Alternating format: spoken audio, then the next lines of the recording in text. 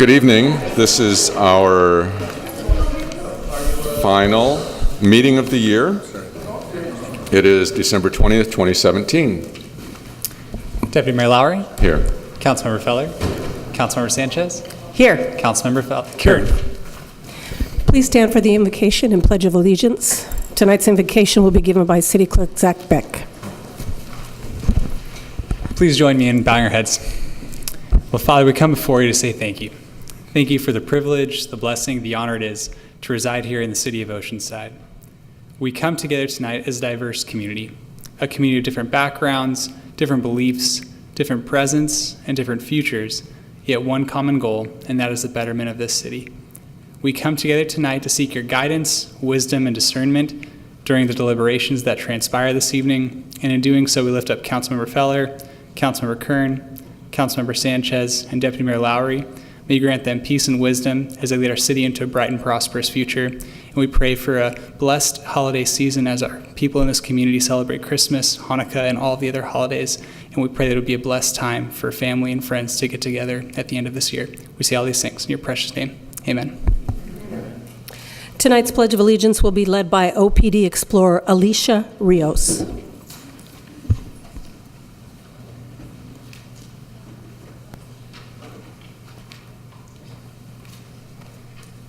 I pledge allegiance to the flag of the United States of America and to the republic for which it stands, one nation, under God, indivisible, with liberty and justice for all. Please be seated. Thank you, Alicia. Next, we have the Mayor's Business Member Spotlight with Scott Ashton, CEO of the Chamber of Commerce, and Business Member Spotlight recipients David and Roseanne Kiss from Banner Boom. Please come forward.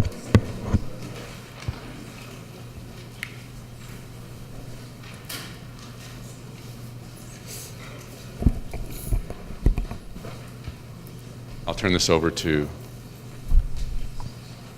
Thank you, Deputy Mayor. My name is Scott Ashton, CEO of the Oceanside Chamber of Commerce, and thank you, Deputy Mayor and council members, for the opportunity to spotlight one of our members here this evening. Dave and Roseanne Kiss are the owners of Banner Boom, and I've been with the Chamber for 21 years, and they've been with us way before that, so they've been members of the Chamber for decades. We really appreciate their ongoing support of the Chamber. They're also very active in supporting our local Boys and Girls Club, and they've been very supportive of the Chamber in a variety of ways through Harbor Days, Operation Appreciation, and so on. So we're glad to be able to recognize them tonight as our business spotlight, and we thank you for all that you do for Oceanside. Thank you. Go ahead. Thank you so much. We started off as North County Printers in 1960. My husband's father started it. And we were very proud to be with as North County Printers for 57 years. We sold it 2 years ago and started a company called Banner Boom, pretty much doing the same thing, but we're back. Anyway, we just want to be back in business again with the city. And again, thank you so much for having us.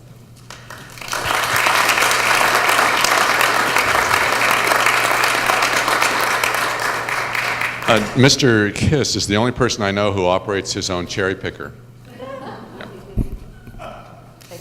And boom truck, well, you know. Thank you. Congratulations. Thank you. Scott.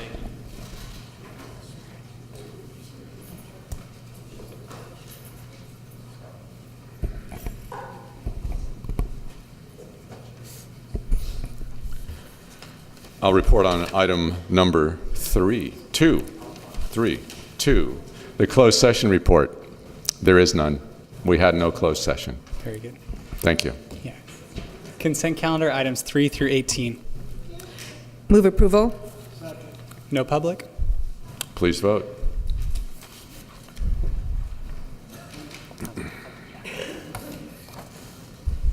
Motion approved 4-0. Item number 19. Yes, item number 19 is approval of Amendment 2 to the Disposition and Development Agreement with Pelican Brook Street Oceanside, LLC, for the development and construction of a parking structure containing 435 parking spaces and a commercial/residential project on parking lot 23 located in the 300 block of Cleveland Street, increasing the parking structure cost amount from $10,652,204 to $11,785,940, and developer's share thereof from $1,954,000 to $2,167,529, and authorization for the city manager to execute the amendment. So, Mr. Edow.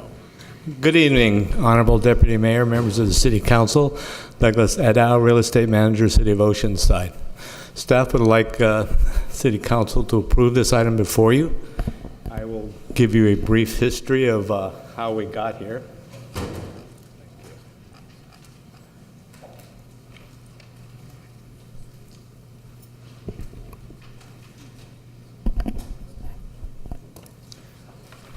In August of 2015, the City Council approved the disposition and development agreement with Pelican Properties to build a parking structure on parking lot 23 consisting of a public parking lot as well as a mixed-use residential project to be built by the developer. The original estimate was $8,247,000. Fortunately, due to higher costs of labor and materials due to the recovery from the Great Recession, when the price got bidded out, it came in at $10,652,000. At that time, staff asked for an amendment, number 1, to the DDA, which was approved. This is what the project will look like on the mixed-use side of things. And this is the current state of the parking structure, which is substantially complete. There's a few more minor items that need to be completed to have it finished out. After the project was after construction began on the project incurred additional costs. The bulk of that had to do with rain delays. There were over 60 of them. There was regulatory design changes to make sure we maintained 435 parking spaces. Cultural artifacts were discovered on the property that also delayed the project, and then utilities had to be moved and relocated off of the site. The second change order to the DDA is $1,133,000, which is approximately 10% of the project cost. This is typical of a contingency of a project of this magnitude. Although there is no contingency that was approved when the amendment number 1 or the contract was approved with the council, there was sufficient funds identified for this project in the tune of $12,500,000. So it covers both the initial contract change order as well as the second change order. The Financial Services Department has identified sufficient funding to cover these costs until such time we recover all of our monies from reimbursables from the Pelican payments. So staff is recommending approval of this item. Thank you very much. No public on this item. Thank you. Councilmember Sanchez. Thank you. Yeah, this is something that we've all been looking forward to opening, and we, unfortunately, costs go up. And how soon will this be, staff? How soon will this be open? Honorable Deputy Mayor, Councilmember Sanchez, this should be open to the public sometime in the latter part of 2018, even though it's basically finished now. The commercial residential project needs to get built so that it basically prevents the public from using the parking lot for safety reasons. Okay, because I think there was some early discussion that it could open first, and that's why it was pushed forward. So I guess that was decided it was not a safe thing to do? Correct. Okay, thank you. Move approval. Okay. Councilmember Kern. I'll second. I guess that was the question was being answered. This hasn't delayed them in any way of starting on the apartment side.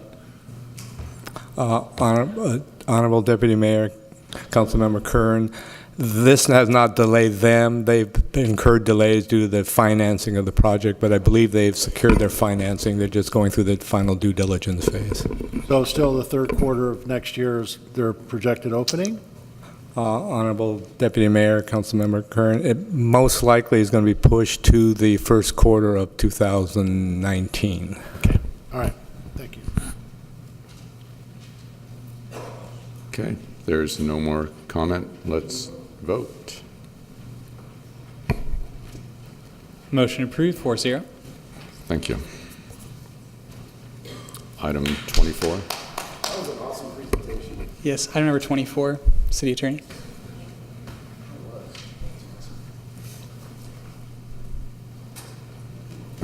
Thank you. Item 24 is the adoption of an ordinance of the City of Oceanside amending Oceanside City Code Chapter 29, establishing wastewater user rate increases.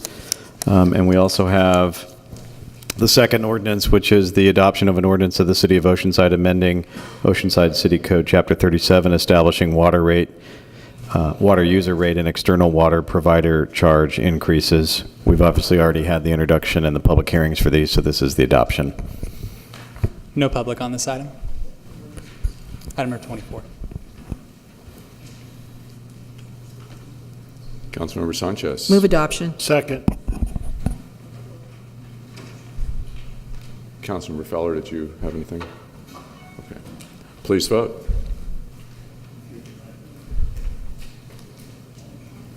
Motion approved, 4-0. Okay, thank you. Take public comment now. Yes, we have two members who wish to speak on off-agenda items. First, we have Jane Glasson, followed by Morgan McCrae.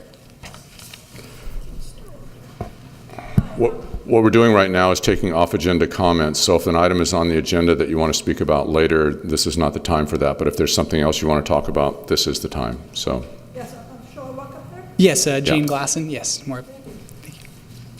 Now, I live in the city of San Diego. May I still speak? Yes. Sure. Thank you. You want to put something on the projector? On the projector? we No, have not at this time. Thank you. I hope that the city of Oceanside... Oh, would you state your name? Sorry? That would be helpful. Oh, I'm sorry. Yeah. My name is Jane L. Glasson, and I ran for city council in 2014 in the city of San Diego, and I really appreciate the work that you do. Thank you. Thank you. Now? Yeah. Thank you. Thank you. The city of Oceanside owns the tennis courts at Rancho del Oro Park, and we are hoping that 2 of the 5 tennis courts will not be changed to pickleball courts. The 5 tennis courts are very important. I've practiced there. They are awesome. I know pickleball is on the rise, but so is tennis. Tennis is on the rise. It's important that all 5 tennis courts continue to be tennis courts. Now, when I say tennis is on the rise, 18 women of the United States were in the top 100 in the world on February 27th and March 6th of this year. And 3 of the 4 Grand Slams were won by U.S. women: Serena Williams, her sister Venus Williams, and Sloane Stephens. So, furthermore, here tonight are Megan McCrae and her sister Morgan McCrae, and they have played on the ITF circuit, and Megan played in her first WTA tournament.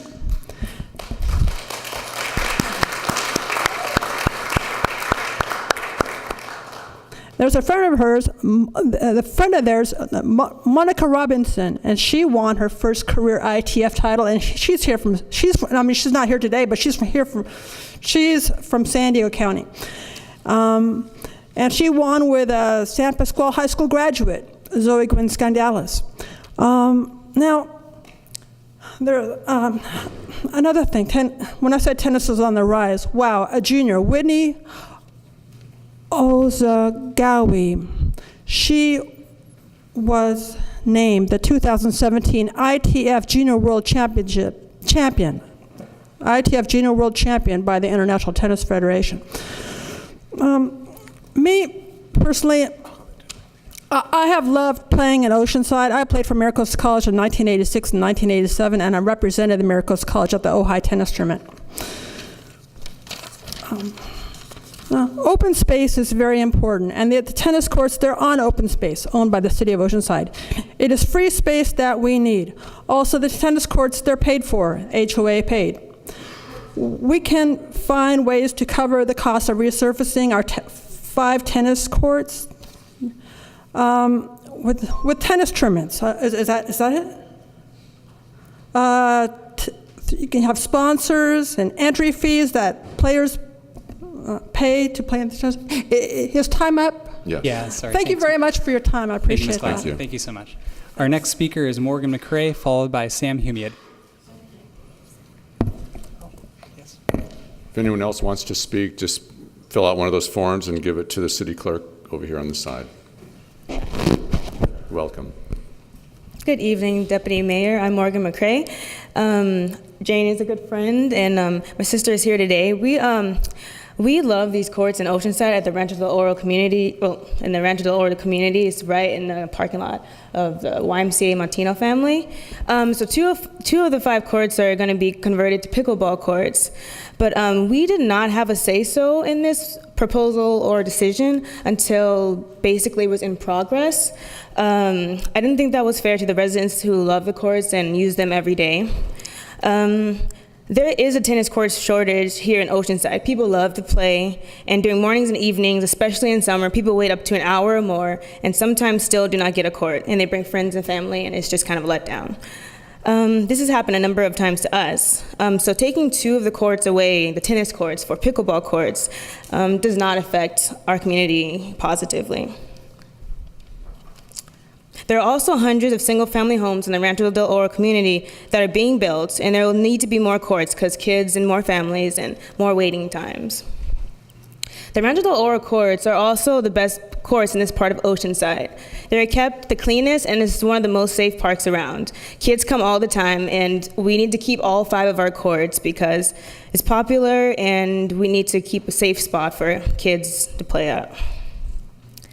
The future with tennis and the youth. We need to keep all 5 of these courts because tennis has many benefits for the future, especially with the kids and the youth. There's scholarships for college, professional careers, and the Olympics. For pickleball, I'm not quite sure exactly where it will be going right now, but my sister and I both earned full ride scholarships to Oklahoma State University after playing basically on these courts our whole career, which is now probably like 13 years, with the director and coach Tom Lunsford.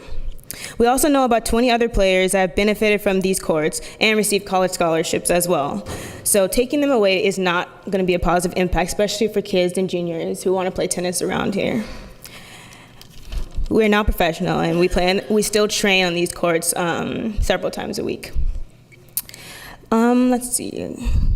So the community and tennis family. People have been using these courts, people we know, for 25 years and more. They aren't just courts. It's kind of a tradition of friends and families and relationships that are being built here. So we ask that you do not disrupt the tennis tradition here at Rancho del Oro by converting our much-loved tennis courts to pickleball courts. We really need to keep all 5 in our community. Thank you. Thank you. Our next speaker is Sam Humiad. Hi, everybody. I know you're all very eager to get started, and since it's the last meeting of the year, I just wanted to say thank you on the behalf of all the Oceanside residents for all of your hard work, for everything you guys do to make the city great. We may agree and we may disagree on a lot of different things, but again, you guys show up here every day and you make the city a wonderful place to live, and I'm happy to be a resident here. Secondly, I'd like to be the first person to publicly say I'm sorry to see Mayor Jim Wood go, but I do want to recommend Mr. Zach Beck to be his appointed replacement when it comes to chance for that to happen. That's all. Thank you. Thank you. We have 2 more speakers on this item, Karen Graham and Scott Priest. Good evening, Deputy Mayor Laurie, and to the council, Kern Sanchez, and Mr. Feller. I am a resident of the Rancho del Oro area. I live at 1669 Avenida Oceano. And no, please do not take the tennis courts away. When my grandchildren come in town, we go over there and we play. And it would be it wouldn't be advantageous to take those away because, as the young lady said, we're growing. And I would like to see young people of that character come over and use the courts, because we don't see that often. And we need to provide courts, because some kids can be doing something else. So we need to keep our tennis courts available for children to learn a sport, because learning a sport is a discipline. And when you have discipline, you have a better life. So please do not let those pickleballs come in. Thank you very much.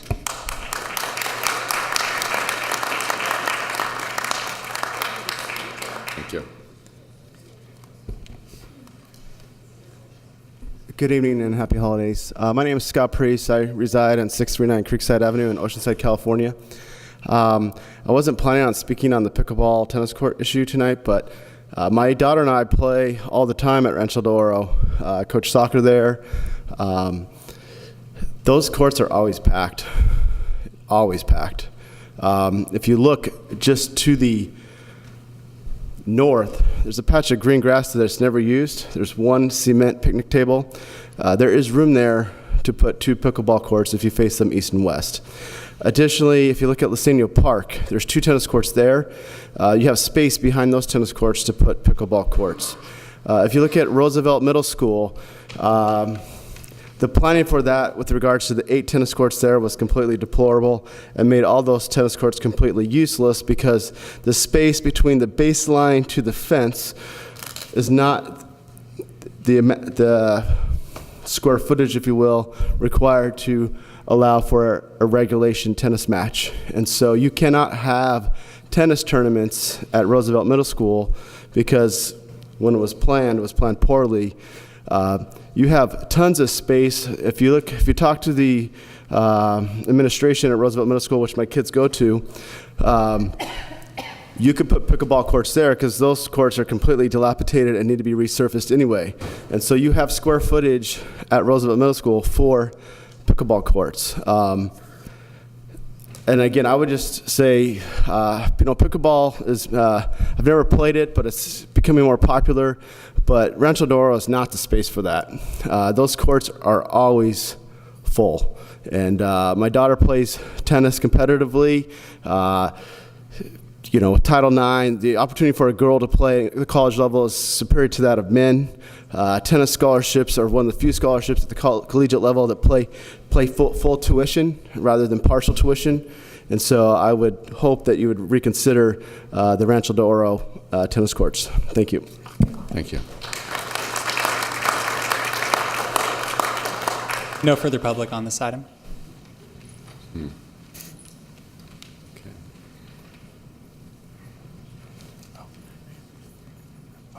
Oh, Deputy Mayor Lowry, we did have one more on the pickleball court. Carolyn McRae. Good afternoon, Deputy Mayor and honorable council members. My name is Carolyn McRae, and I'm the mom of Morgan and Megan. You just saw them. They introduced themselves. And I am here to plead to the city of Oceanside to keep our courts. It's been a very positive factor in our life. We've met many friends and longtime friendships. My girls started playing tennis in the city of Oceanside around 8 and 9 under the great program of Mr. Tom Lunkford, who has been the tennis director there. I'm sure many of you know him for many, many years. Great program, but to bring the pickleball courts in to take over at this time would be a great disservice to the community. As you know, Oceanside is growing. Lots of development, and right across the street, I believe there's approximately 400 homes being built. So we're already threatened by the incoming homes that will be, or families that will be coming into these single-family homes. And to take 2 courts out of the 5 would be a real disruption. My daughters have grown up at that park, and it's been a very positive thing that Oceanside has supported, and we really hope that you continue to do that. The opportunities are endless. They've had scholarship offers to Annapolis, from Harvard. They've had all kinds of scholarship offers, and many more to come for some of the students that are coming up in the tennis world. Not a whole lot is being asked other than please don't take our courts. There are many more options, I understand, that are available in the city, and we hope that you consider those rather than taking the courts, because the wait time is extremely long. It causes people to turn around, they leave, and have nowhere else to go. We ask that you please consider keeping our courts. Thank you very much.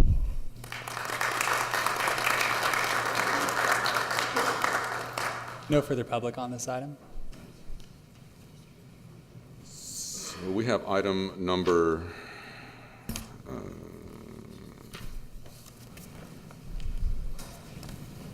22, which has a presentation and public comment. So let's do the public comment now, then we'll do the presentation and more public comment. Are you referring to item later. number 23 or item number 22? Because we just heard number 22. Oh, 23, awesome.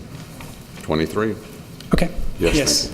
Item number 23 is a request by Deputy Mayor Lowry and Councilmember Kern that the council forward the recommendations of the Medical Marijuana Ad Hoc Committee to appropriate staff and advisory boards and commissions for review and comments to be brought back to the council for adoption at a later date. So do you want to begin with the public? Yeah, we'll just begin with the public. We have a number of members of the public wishing to speak on this item, so I'm going to call you four at a time. We have two podiums you can line up at. Thank you so much. The way it works is the green light means go, yellow means you have 1 minute left, and red light means your time is up. And since we have so many speakers, if you could try and, when the red light hits, if you could finish your comments, that would be very helpful. With that being said, our first four speakers are Erica Leary, Diane Strader, Alma Cuevas, and Jordan Carter. Yeah, please. Point of clarification, how many speakers do we have? I have over 25. I haven't counted the last minute or so since I've had a few more, but I have 25 speakers at least. Shouldn't we limit it to 2 minutes? That's the decision of the, That's the decision of the chair. Minutes. At this point, we have sufficient time to cover all those speakers. We have an extra half hour right now, in fact. Okay. All right. Thank you. Good evening, Deputy Mayor and council members. My name is Erica Leary. I'm the program manager for the North Coastal Prevention Coalition and a 22-year resident here in Oceanside. As you've heard before, I've said our mission is to reduce the harm of alcohol, tobacco, marijuana, and other drugs in the cities of Carlsbad, Oceanside, and Vista through community action, education, support, and collaboration. I put a couple of quotes up here from the National Library of Medicine to emphasize why public health policy is so important and why NCPC is involved in local policy issues that impact our community health. We know that our legal substances in our country are the leading causes of problems, more than all the illicit substances combined. Tobacco remains the leading cause of preventable death in our country. Alcohol is associated with the leading causes of death for teens and young adults, including motor vehicle crashes, homicides, suicides, and unintentional injuries. And prescription drug abuse has surpassed motor vehicle crashes as the leading cause of unintentional death. Unfortunately, it appears that marijuana is likely to follow in those footsteps as it becomes more available and legalized. This is the most recent map from the National Survey on Drug Use and Health, which indicates the rates of use of marijuana in the past year among young adults 18 to 25. You'll see that the red maps, including Colorado and Oregon, where marijuana is legal, over 40% of young adults report using marijuana in the past year. And then among teens, aged 12 to 17, the rates aren't quite as high. Here in California, nearly 12% of teenagers report using marijuana in the past year. I forgot to mention for young adults, it's especially important as well because the brain keeps developing until the age of 25 or 26. Diane, I don't think is here yet, so real quick, I'm going to share her slides since I'm on the yellow light. We're also seeing here the impacts in our healthcare system with a rising number of visits to emergency rooms with a cannabis reason. And just recently in the paper this week about emergency room doctors preparing for the onslaught of marijuana cases showing up and getting training because children have access to edibles. The symptoms can be the same of drowsiness, respiratory ailments, and vision problems, and ER doctors are finding that they have to address this in new ways. Okay, so as the marijuana industry grows, students like myself are more vulnerable to the access of marijuana and becoming more addictive to it. Would you state your name, please? Huh? Would you state your name? Alma Cuevas. Thank you. Zach, do we have her name? Yes. Okay, thank you. Thank you. So this is a story from an NCPC alumni, but I think it's more painful and enduring to see a cousin or a family member go through this. My cousin personally got marijuana because he thought that it would help him with his migraines, as then it did help, but then he became more addictive to it. He has tried to convince my aunt to take it because she has diabetes, and he thinks that it would help her to lower her blood pressure.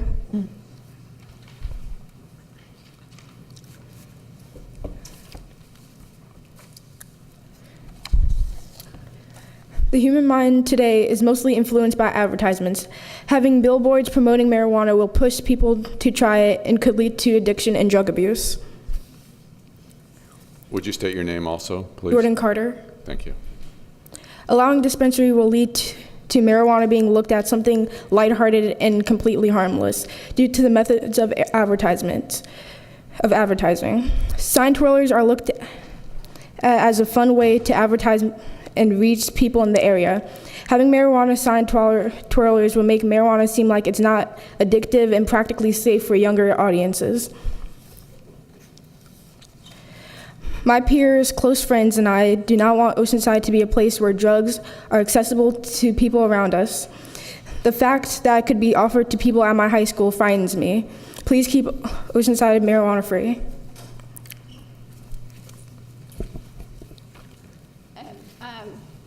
Real quick, excuse me, our president got delayed, so if it's okay, the remaining slides will come up when his name is called at the end. Thank you. So Diane Streeter? She's not here? Okay. We'll move on to our next grouping. All right, so our next four are Leslie Davies, Esther Ilia, Mike Milano, and Mike Milano Sr.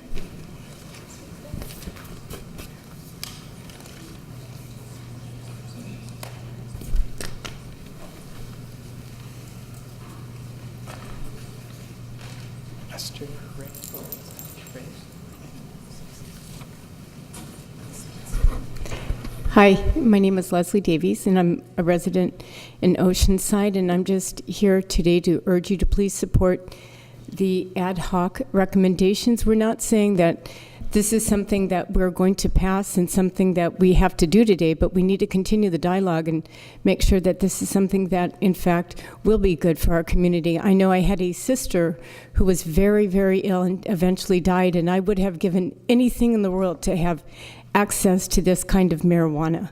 It's not so she could get high, but I was a caretaker for her for 2.5 years, and she ended up dying, and she was in pain, and this just would have been wonderful for us to have. Thank you so much.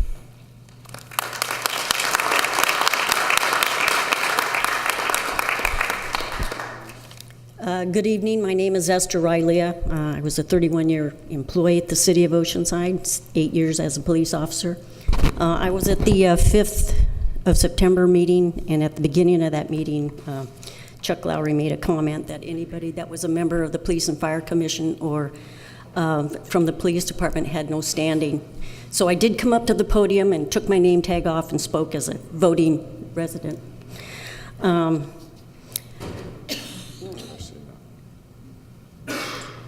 At that meeting, not much was discussed about, well, absolutely nothing was discussed about public safety. It was primarily generated on patient safety. My sister is a biochemist, and there are definitely valuable properties in cannabis. But I do not see recreational marijuana as anything that is appropriate in this state. It causes a lot of illegal activity, a lot of damage.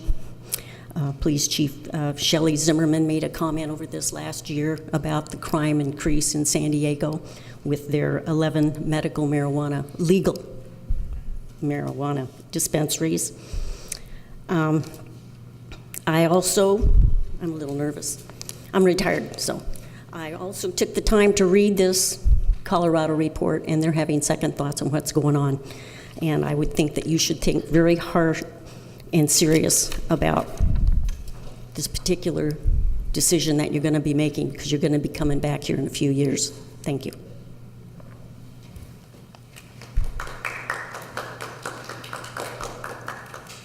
Good evening. My name is Mike Milano. I would just like to thank the council and the ad hoc committee for the work that they've put into this long process. And I would urge the council to follow the recommendations of the ad hoc committee and avoid the people of the city having to do a ballot initiative to get this done. We will do it. It's the will of the people of the state and the city and the county, and we'll do that if we have to. It's not something we want to do, but I would just urge the city to use the hard work that the council ad hoc committee put in on this initiative. Thank you.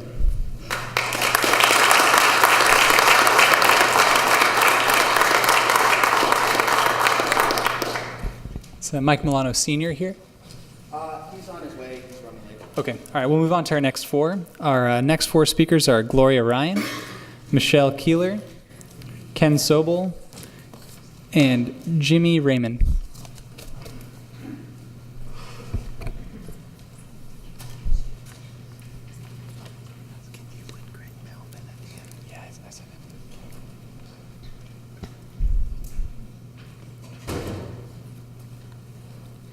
Good evening, City Council members. My name is Gloria Ryan. I live in 9204 area code.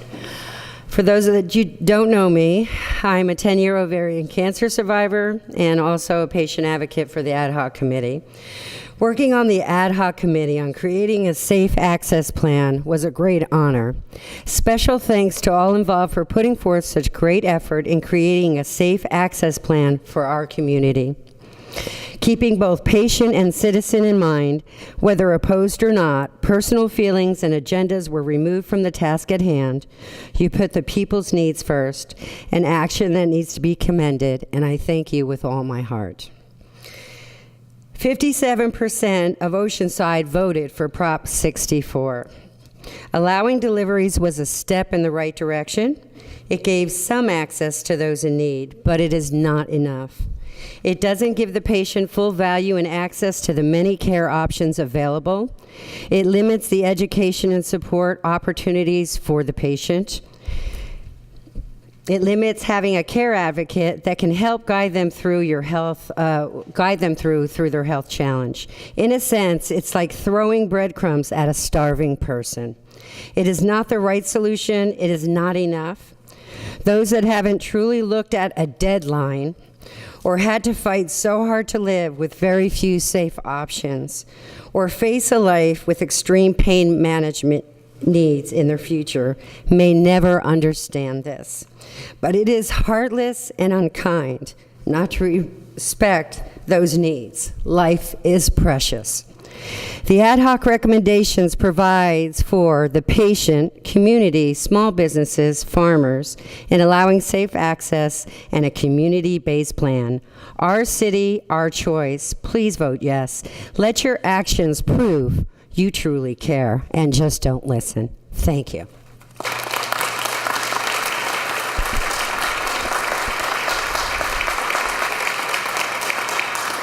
Hold on, Zach, clerk back. Hold it just for a minute.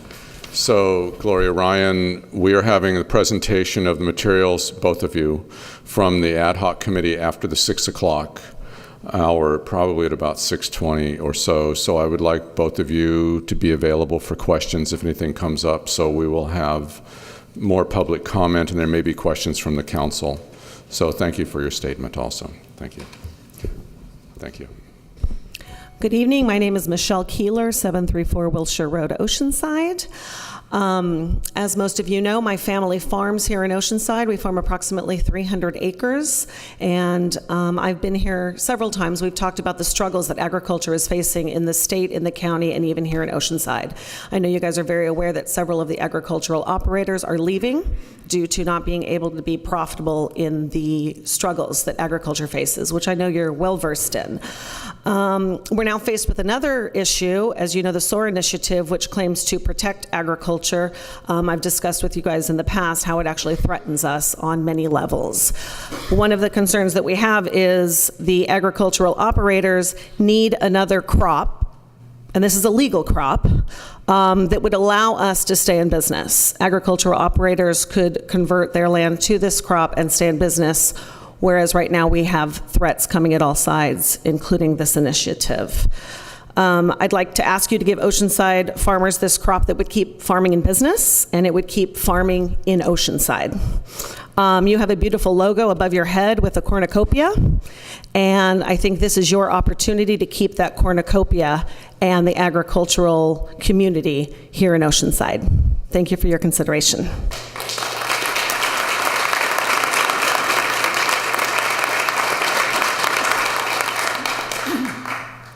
How you doing? My name's Jimmy Raymond.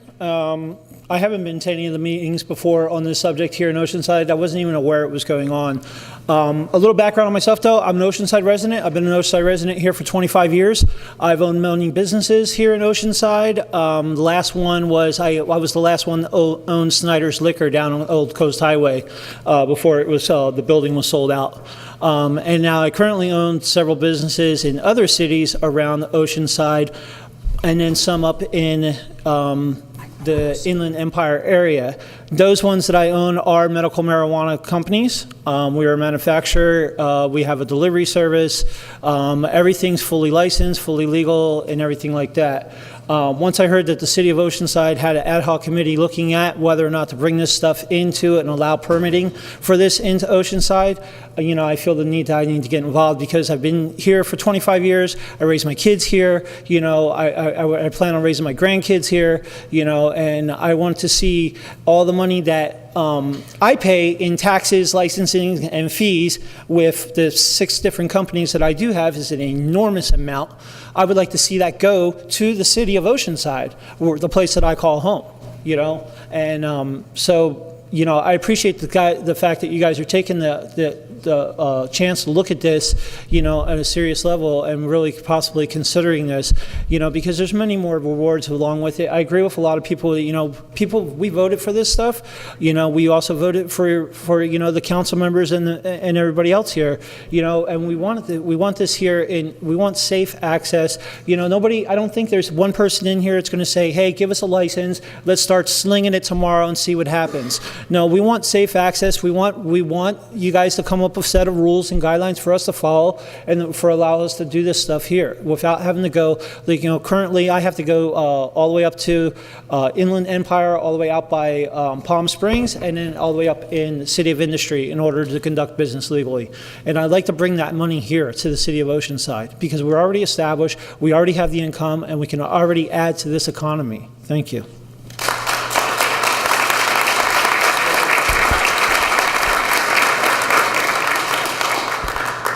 It's Ken Sobel here. Ken Sobel. Okay, we're going to move on to our next 4. Our next 4 speakers are Mike Milano Sr., Kenneth Palmer, Dennis Martynuk, and Scott Priest.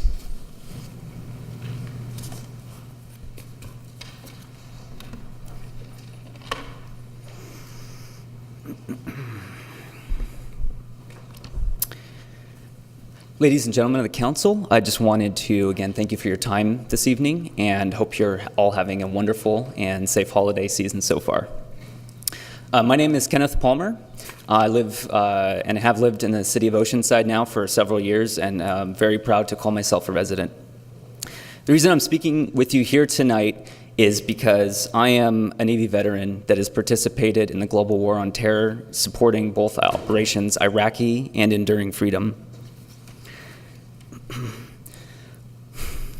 Over the course of my duties, I did develop some anxiety and stress issues But this has actually been one of the only things that's genuinely worked for me. And it's not just me out there. There are lots of other veterans in our community, and you can see everyone here that has come out to support this initiative, that we are looking just for safe and healthy alternatives. But we as veterans don't just need support from our friends, our families. We need it from our community as well, and that's what I'm here to ask you tonight.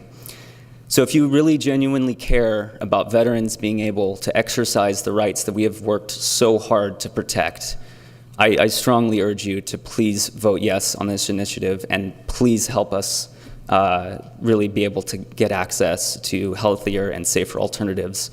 Thank you so much.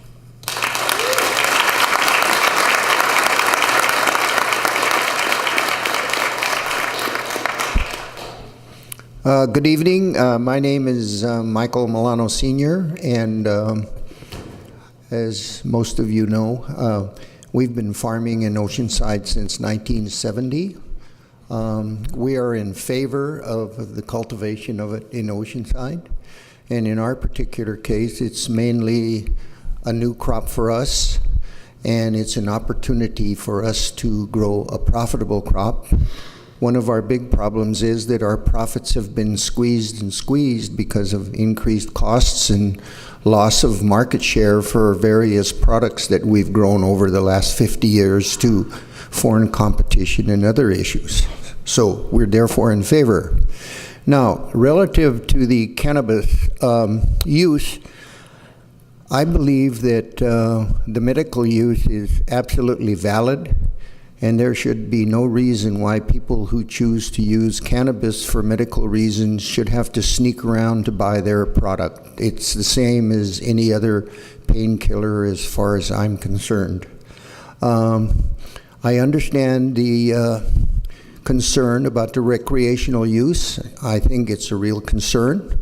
However, there's just a few things about the recreational use that I feel need to be faced. And first of all, to me, I see it the same as the use of alcohol. I drink wine every evening with my meal.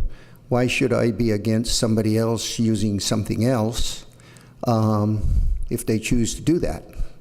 Both of them have the same addictive type problems, I think, okay? Secondly, the argument about leading to other drugs, that's also true of many of the prescription painkiller type drugs. So what's the difference? Because it's legal, it's okay to take it and treat people that go to other type more serious drug problems. And then thirdly, and the biggest thing, right now the money is going to the wrong people. So let's make it legal, and then let's try to regulate the recreational use. So in sum, I would say that I'm very much in favor of it, and I hope that you'll vote to allow us as growers to produce this in a legal market. So thank you very much for your time.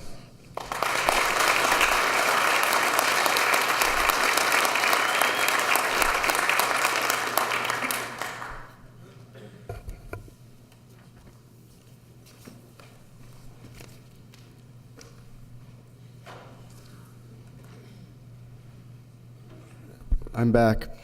Good evening, my name is Scott Priest. I still reside at 639 Creekside Avenue in Oceanside, California. On this particular topic, I actually have prepared remarks. I'm here on behalf of my wife, who's a school teacher, our 3 children, one of which is a teen, and my brother and sister-in-law, who also reside in Oceanside, in Rancho de Oro, and their three teenagers.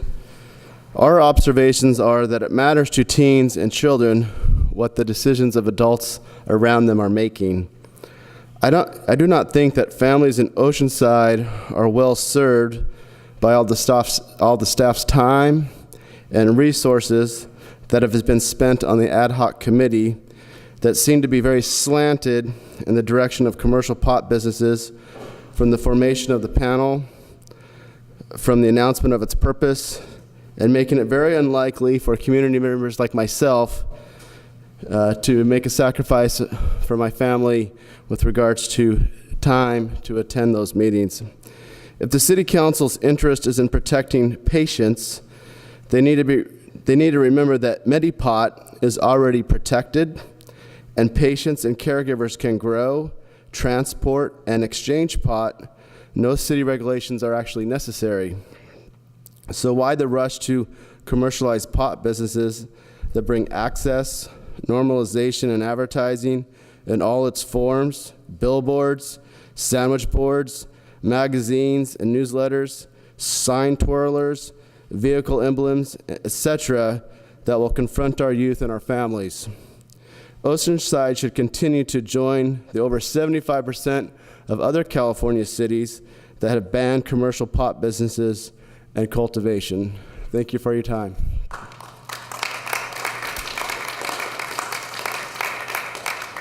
Our next speaker is Dennis Martynuk.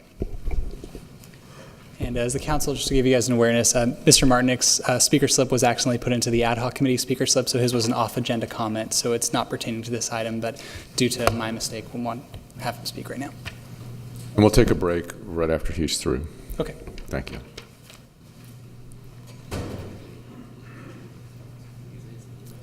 Good evening. My name is Dennis Martynuk. I'm a volunteer for an organization called SOAR, Save Our Parks, Open Space, and Farmland. I'm circulating a petition along with other members of the SOAR group. This petition would require the City Council get approval of the citizens if there's going to be a change to our open space or agricultural lands. We're trying to preserve those lands. We feel citizens should have the right to decide whether or not they're going to be converted over to uses other than parks, open space, habitat, and farmland. The farmland, there are some proposals in the works that would turn those into high-density housing. And we feel that's the wrong move. That's a permanent move. Once it's built on, it's gone forever. We want to preserve those farmlands, and we feel the way to do it is through this initiative where the citizens would have the right to approve projects coming before them. This isn't new. Over 20 years ago, people in Ventura County passed a SOAR initiative. They just recently re-upped that for another 20 years. That's 8 jurisdictions, 7 cities, and the county, and they did it by significant vote. It's worked well there. It hasn't negatively impacted the farms. If a proposal comes forward for a farm improvement or a park improvement, those are allowed under our present general plan, and they would be allowed under the SOAR initiative. So what we're looking for, again, is to empower the voters in Oceanside. We trust their judgment, and we feel that they should have the right to decide on these very important issues. Thank you.